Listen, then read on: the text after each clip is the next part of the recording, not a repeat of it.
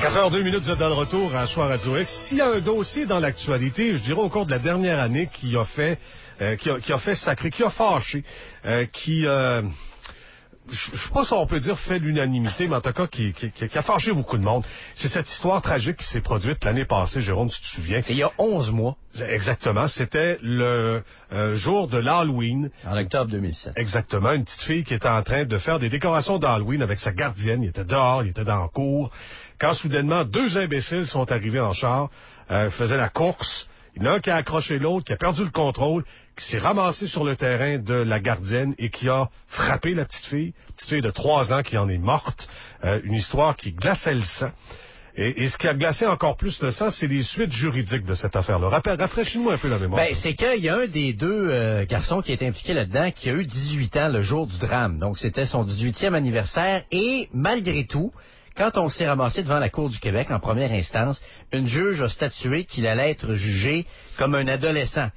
Pourquoi? Parce qu'elle se fiait sur une décision d'une cour de l'Alberta où le juge, dans ce dossier-là, avait dit, faut laisser 24 heures. Donc, pendant 24 heures, une personne qui a 18 ans peut être considérée comme étant un adolescent et peut être jugée, donc, au tribunal adolescent. Mais aujourd'hui, la Cour supérieure a renversé cette décision de la Cour du Québec en ordonnant que ce jeune-là, qui a eu 18 ans le jour du drame, soit jugé aux adultes. Et la différence, c'est la peine.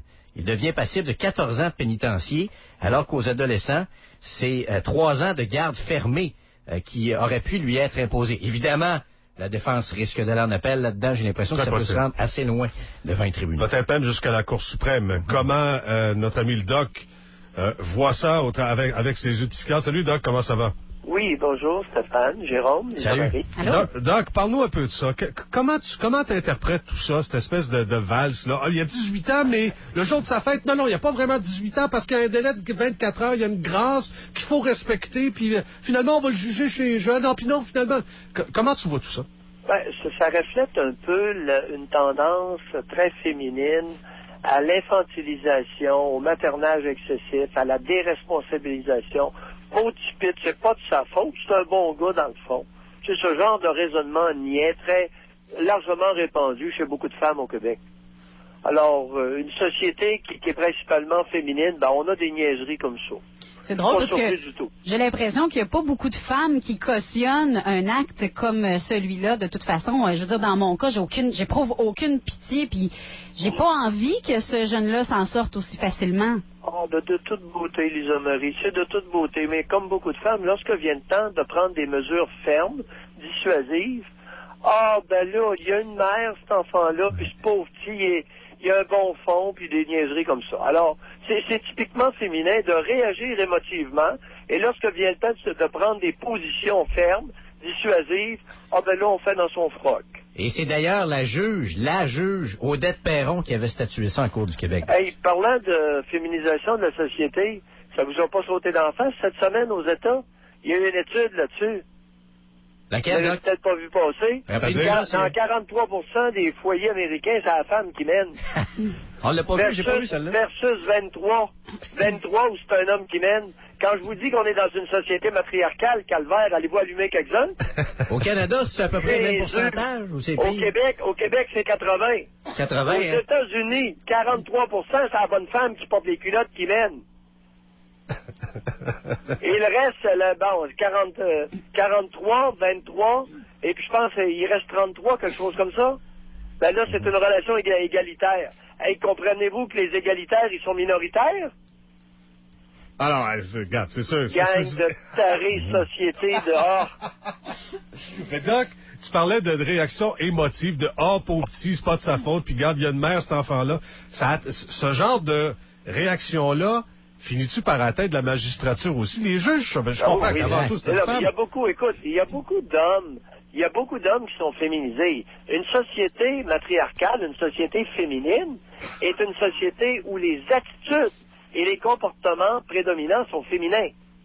Alors, que ce soit chez des femmes, chez une majorité de femmes, ou une minorité d'hommes, c'est les mêmes attitudes. Et généralement, les hommes instruits sont des fils à maman. Donc, très contaminés par la féminitude. Surprenez-vous pas de leur raisonnement. Des juges masculins, là, cours pas les rues, ça, là. Il y a de plus en plus de femmes qui le font, qui sont sur le banc, ça, c'est clair, ça. Non, tu me dis pas. Ah oui, Le c'est clair. matriarcat deviendrait-il évident à sa face même? Et on le voit de plus en plus aussi chez les procureurs de la couronne aussi, qui mettent les criminels en accusation. Non. La couronne à Québec n'est-elle pas composée à 80% de femmes? Pas loin, si c'est pas 80, c'est pas loin. Oh, si c'est pas 80, Mayou s'est trompé. Vous êtes pas loin. Et puis Mayou l'avait bien dit. Alors que la criminalité, messieurs, c'est sérieux, là. Alors que la criminalité est à 85% masculin. Oui. Vous trouvez pas que ça fait pic-pic? Quel effet tu vois, Doc, à ce... Il y a un écart important, là. Quel effet tu vois à ça? Quel effet vous voyez au matriarcat? Société inférieure. Société inférieure. Je vous dis pas qu'une société patriarcale est plus intelligente, là. Tu sais, une société des pays du Maghreb, là, l'Algérie, puis tous ces pays de taré-là, puis l'Afghanistan, puis hey, imaginez-vous pas, je regardais encore Rambo 3 hier soir, pour me rafraîchir sur l'Afghanistan. C'est assez spécial. Ah, non, et on se comprend qu'une société patriarcale n'est pas mieux qu'une société inverse. Vive l'égalité, mais c'est dur à atteindre en sacrement. Doc, c'est pas dur à atteindre, c'est même pas un but visé. Les relations égalitaires ne font même pas partie d'une préoccupation collective. Imaginez le but visé, ça sera jamais atteint. Ça fait même pas partie d'une préoccupation. Qui est intéressé à vivre une relation égalitaire? Alors, mais tu veux un bon partage des choses, tu veux que... Je veux pas que... Oui, mais regarde, sinon, dans quelle société est-ce qu'on vit? Deuxièmement, qui est capable d'une relation égalitaire? Hey, là, tu viens d'éliminer, écoute. Oui, mais c'est ça. Non, mais ce que j'allais dire, c'est que si on ne doit pas vivre dans une société matriarcale parce qu'on en voit les effets, si une société patriarcale, c'est pas mieux, puis on en connaît les effets aussi, calvaire, dans quelle sorte de société on va vivre? C'est qu'on pourrait peut-être commencer à contempler une société où il y aurait une majorité d'individus qui vivraient des relations égalitaires. C'est ce que je te disais. Mais écoute, dans un monde, au niveau des garderies, au niveau du primaire, au niveau du secondaire, au niveau de la profession médicale, la profession de droit, c'est en train de devenir féminin mur à mur. Et je dirais, c'est spécial, hein? Et je suis le premier à appuyer que les garderies et le primaire soient principalement féminins. Pour le maternage. Oui, c'est ça. Et ça, tu nous l'as déjà assez bien démontré. Le maternage, lorsqu'il est désiré et dans l'intérêt d'un jeune, c'est un élément essentiel. Donc, je reviens à ma question de tantôt. Puis peut-être qu'à ton esprit, la réponse est évidente, mais je veux que tu le verbalises un peu pareil. Le fait que la société, en tout cas en matière de justice, soit de plus en plus féminisée, qu'il y ait de plus en plus de femmes qui soient juges et de plus en plus de femmes, et c'est ici à Québec en tout cas manifeste, de femmes procureurs de la couronne. Quel effet tu vois sur l'administration de la justice comme telle, sur le traitement des criminels, sur les peines qui sont imposées, sur les peines qui sont exigées même par les procureurs de la couronne? Ce que je constate dans le domaine médical, puis je me demande si par extension on ne pourrait pas affirmer la même chose. Ce que je constate dans le domaine médical, c'est que les femmes médecins ont un jugement clinique comme groupe. Comme groupe, elles travaillent moins fort, elles s'investissent moins et elles ont un moins bon jugement clinique, d'après moi. C'est pas fin ce que je vous dis là, mais je suis le seul et il n'y en aura jamais un autre qui va l'affirmer ça publiquement. Mais je l'affirme. Peut-être que je me trompe, je l'affirme basé sur mes connaissances empiriques, vous allez me dire, ce n'est pas appuyé par une étude, mais ce que je sais, c'est que les femmes médecins au Québec gagnent moins cher parce qu'elles travaillent le tiers de moins que les hommes. Donc, elles ont un salaire 30% de moins que les hommes médecins. Et leur jugement clinique comme groupe. C'est sûr que vous allez toujours me sortir une femme qui a un super très bon jugement clinique. Ouais. Mais comme groupe, je considère que leur jugement clinique est inférieur au jugement clinique des hommes médecins. Mais donc, comme groupe. Je comprends que pour le travail, je peux comprendre en partie parce que, bon, vous allez me dire, elle pose moins d'actes, peut-être à cause de la famille, elle élève les enfants. Non, les hommes ont des enfants, puis écoute, c'est la même maudite affaire. Pourquoi elle travaille moins d'heures à ce moment-là? Okay, regarde, on va régler une affaire. L'histoire des bébés comme excuse, ça commence à m'irriter royalement. Il semble de vous avoir déjà entendu dire ça parce qu'elles étaient occupées à materner, à travailler. Non. Les femmes médecins, OK? Les femmes médecins qui n'ont pas d'enfants, OK? Travaillent 30% de moins que les hommes médecins. Ah ouais, comment expliquer ça? Non, là, on va laisser le bébé tranquille, là. Vous allez m'arrêter ça, ce maudit niaisage-là, là. Ça fait partie d'attitude d'attitude infantilisante. J'étais convaincu de vous avoir déjà entendu dire ça, Doc, mais je me trompe peut-être. Quoi? Qu'est-ce que j'avais dit? Il me semblait, parce que je vous ai écouté longtemps, c'est cassé, il me semblait vous avoir déjà entendu dire ça, mais probablement que je me trompe. Que, bon, étant donné qu'elles étaient occupées à materner, à élever des familles, peut-être qu'elles étaient moins présentes, qu'elles posaient moins d'actes médicaux à cause de ça, mais je suis peut-être dans l'erreur. Non, j'ai jamais dit ça. J'ai jamais dit ça. Et dans mes connaissances à moi, qu'elles aient des bébés ou pas, elles travaillent pas plus fort. Alors pourquoi elles travaillent moins? C'est quoi l'explication? Leur capacité de travail est moindre. Calvaire, quand est-ce qu'on va comprendre ça? Moins endurante. Sainte Vierge, au niveau des urgences, une femme médecin va, sur une moyenne de groupe, jamais qu'ils sont capables de donner le même rendement qu'un homme médecin, jamais. C'est quoi cette maudite folie-là? Qu'il y a des imbéciles ont propagé qu'une femme était plus résistante à l'effort qu'un homme. Vous tombez sur la tête? Non, je suis prêt à vous croire là-dessus. Tout le monde qui a 2 onces de jugement, c'est ça? Ouais, c'est ça. On est prêt à vous croire là-dessus, mais sur le jugement clinique, qu'est-ce qui explique ça qu'elles auraient moins bon jugement clinique que les hommes?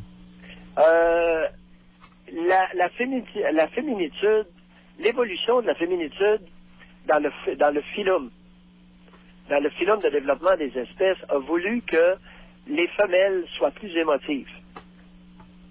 Et l'émotion, si elle n'est pas bien comprise et conscientisée par une personne, peut altérer son jugement. OK, c'est... L'avez-vous bien compris? Oui. Donc, parce qu'elles sont émotives... Non, ça n'a pas l'air clair. Ben, attends un peu, Doc, là, on peut-tu essayer de le verbaliser? Oui. Parce qu'elles sont plus émotives que les hommes, les femmes ont tendance... En fait, leur émotivité a tendance à altérer leur jugement. Oui, dans bien des situations. Définitivement. Là, vous parlez côté médical, mais si on ramène ça au côté juridique, par exemple, une juge, est-ce que justement, elle pourrait pas se laisser affecter? Si jamais, je sais pas, on revient dans le dossier de la maman qui a perdu sa petite fille de 3 ans, là, sa petite fille a été frappée à mort par un jeune de 18 ans. Est-ce que la juge peut pas se laisser justement atteindre par la mère de la petite fille qui pleure en cours, par exemple, puis qui expose sa peine, puis qui, tu sais, elle peut-tu se laisser définitivement toucher? Ça veut dire que ça serait à l'avantage de la famille de la victime et non... Il y a tout peut arriver, puis elle peut se fermer. Étant émotive, regardez bien, faites attention à ce que j'ai dit, puis vous le réécouterez. J'ai bien dit conscientiser. Par exemple, une femme qui est juge pourrait se défendre de ressentir une émotion et à ce moment-là, faire preuve d'une duresse excessive envers une victime. C'est pas anodin ce que je vous ai exprimé, là. Ça va des deux bords. Ouais. Oui. Ouais. Alors, l'émotivité qui est mal conscientisée, mal vécue, peut nuire dans le jugement apporté sur le plan professionnel. Et ça, c'est d'un côté comme de l'autre. Au détriment ou à l'avantage d'une victime. Ben, je pense que là-dessus, on vous a assez bien saisi. Donc, je veux juste revenir... Par exemple, tu prends le cas de Micheline Vaillancourt à Québec, oui. qui a tiré son conjoint dans son sommeil. 11 femmes, un homme. Écoutez-moi bien, là. Puis vous tirez vos conclusions. Micheline Vaillancourt, ancienne Lorette, a tiré son conjoint d'un coup de 12 dans le ventre pendant qu'il dormait. Oui. Au procès, Maître Laurence Corriveau, feu Laurence Corriveau et Suzanne, vois-tu, ont choisi 11 femmes comme juré puis un homme. Puis Maître Laurence était fier de son coup. Elle était condamnée à meurtre au premier degré. Pensez-vous que ça aurait été différent avec 6 hommes, 6 femmes? Attendez la suite. Soyez patient. Attendez la suite. La Cour d'appel reçoit l'appel et acquitte Micheline Vaillancourt sur le banc et la renvoie chez elle. C'est vrai. C'est moi qui étais l'expert dans cette cause-là. T'as-tu des 3 hommes? Essayez d'allumer un petit peu. Et la Cour 11 d'appel... femmes, un homme l'ont condamné à meurtre au premier degré. La Cour d'appel la libère sur le banc. Et la Cour d'appel... Même pas de discussion, là. La Cour d'appel, c'était 3 juges hommes. Il n'y a pas beaucoup de femmes à la cour d'appel encore. La Cour d'appel, c'était 3 juges, je ne sais pas si c'est homme ou femme. Mais il n'y en a pas beaucoup de femmes. Les juges de Cour d'appel l'ont libéré sur le banc. Hey! Alors, regarde. Allô? Alors, regarde, c'est là qu'on voit la différence, puis jusqu'où l'émotivité peut mener. Doc, un autre parce que c'était bien terrible. Alors, comme Lisa Marie disait tout à l'heure, c'était bien terrible, il a menacé de mort, puis tout le kit, mais ça, c'est pas grave. Elle s'est prémunie contre l'assassin. Elle a fait en sorte que l'assassin la tue pas. Mais oui, mais elle n'a pas le droit de se défendre. Il dormait. Non. Elle a pogné le dos dans le garde-robe, elle a mis une balle dedans, puis paf, dans le ventre. Ouais. Jugement féminin. Hey, Doc, avez-vous suivi la campagne un peu électorale? Parce qu'il y a des attitudes qui me paraissent un peu féminines, justement, concernant la justice, notamment quand j'entends Stéphane Dion dire faut pas les envoyer trop jeunes en prison parce qu'ils vont récidiver après ça en sortant de là. Ils vont côtoyer des criminels. Gilles Duceppe a tenu à peu près aussi sensiblement le même discours. Comment vous voyez ça? Tu as tout à fait raison. Raisonnement féminin. Alors, des hommes féminisés, c'est ça. C'est un raisonnement féminin. Alors qu'Harper dit, Harper, lui, est conscient qu'un bandit commence sa carrière à 10-12 ans. Alors, les tueurs, les futurs Hells Angels, OK, qu'on commence leur carrière de crotté à 10-12 ans. Et ce qu'il veut, là, c'est, quand vous les épinglez, ces crottés-là, encadrez-les serrés. Sinon, là, il va y avoir un paquet de crimes inutiles qui vont être commis. OK. Avez-vous compris le pragmatisme anglais? Alors, Harper reflète le pragmatisme anglophone. Ouais. Puis il a raison. Alors que les francophones, eux, réagissent de façon plus émotive. Ça, ce bout-là... Ouais, avez-vous vu le bonnet? Le bonnet, qu'est-ce qui vous a sorti? Ben, Gilles Duceppe, c'est ça. Moi, c'était le point ça me faisait friser les poils sur les bras. Il dit, attention, là, si vous envoyez des jeunes de 14 ans, 15 ans, 16 ans en prison, c'est de la viande fraîche pour les pédos qui s'y trouvent. Colin, Doc! Hey, c'est épouvantable. Hey, ça, le bonnet, là, il l'apportera pas au paradis avec cette imbécilité-là. À partir, même si, à 15 ans, un jeune est incarcéré à vie, il va être au pénitencier de Drummondville, qui est une prison à sécurité maximale pour jeunes. Puis rendu à 18 ans, ben, il va être transféré dans des pénitenciers adultes comme... Ils iront pas prendre un jeune de 15 ans et le mettre avec des enculeurs de 40 ans. À Donnacona, il se ramassera pas à Et Donnacona. pour qui nous prend le bonnet? Pour qui nous prend-il? Une gang d'imbéciles? Le bonnet est infantilisant, ça n'a aucun sens. Mais Doc, ça a marché sans passer frites toute la semaine, son affaire. Mais pas dans mes oreilles, en tout cas. Ben, c'est sûr que ça pogne dans la encore. bouche. Hey, en Mauricie, le bloc est en avance dans les Pourquoi ça sondages. poigne encore? Ben oui. Le bonnet connaît la collectivité québécoise et sait la manipuler. Il sait s'adresser à elle. Autrement dit, écoute, il connaît sa race. Ben, regarde, il leur parle avec émotivité, il joue sur l'émotivité, et de toute évidence, ça se transforme en C'est vent. bien épouvantable, un gros bandit va enculer le jeune de 15 ans. C'est ça qui vous a dit, le bonnet. Et pour cette raison-là, faut plus l'envoyer un jeune en prison. Ben Hey, oui. voyons donc. Même s'il a tué ta mère, c'est pas grave, faut pas l'envoyer en prison. Hey, Gilles Duceppe, il a dit qu'elle allait se faire enculer par des gros pédos. Ben, Christy, moi, qu'il se fasse enculer par des gros pédos. Il a tué ma mère, vierge. Puis soyez sans crainte. Soyez sans crainte. Les directeurs de prison, puis les gardiens puis ceux qui font le triage, c'est pas des imbéciles. Pensez-vous qu'ils vont aller mettre un jeune de 15 ans avec une gang d'enculeurs? Voyons. C'est prendre tous les intervenants d'un milieu carcéral pour des imbéciles. Gilles Duceppe a fait preuve d'une condescendance scabreuse.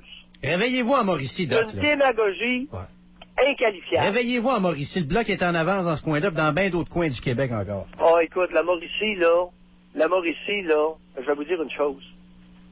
Trois-Rivières est la deuxième ville au Canada avec le plus haut taux de chômage. Ouais. La première est à Chicoutimi. Pourriez-vous vous demander, quelques-uns, pourquoi? Il n'y a pas d'autre réponse qu'une ville. Pour une ville qui est en plein centre du Québec, soit la deuxième ville avec le plus haut taux de chômage, il n'y a pas d'autre raison que la qualité de son tissu social. M'avez-vous entendu? Oui, je pense que c'était très clair, Doc. Et dire que dans les sondages qui font sur les meilleures villes au Québec, Trois-Rivières est maintenant en avance sur Bézard. Je me demande s'ils sont pas numéro 1. Et pourtant, c'est une ville, c'est rendu une ville de chômeurs. C'est Saint-Hyacinthe, je pense. Saint-Hyacinthe en premier? Eh boy, je te dis. Hey, Doc, on se lâche. Non, mais Trois-Rivières est une ville, écoute, c'est central. C'est que j'aime beaucoup y vivre et ça prend pas de temps pour aller travailler. Ouais. Mais la qualité du tissu social, ça, c'est une autre affaire. Et personne n'ose parler de ça parce que c'est méprisant. Ben oui. C'est méprisant de constater une réalité. Maudit qu'on est émotif, hein. Hey, Doc, on se reparle. Salut! Bye! Salut! Je pense qu'on l'a pompé un petit peu. Hein. Il est 4h23, Doc. Vous le réentendrez régulièrement à cette antenne. Si vous êtes fin, peut-être après le show. Il est 4h23, on revient. Le retour de Radio X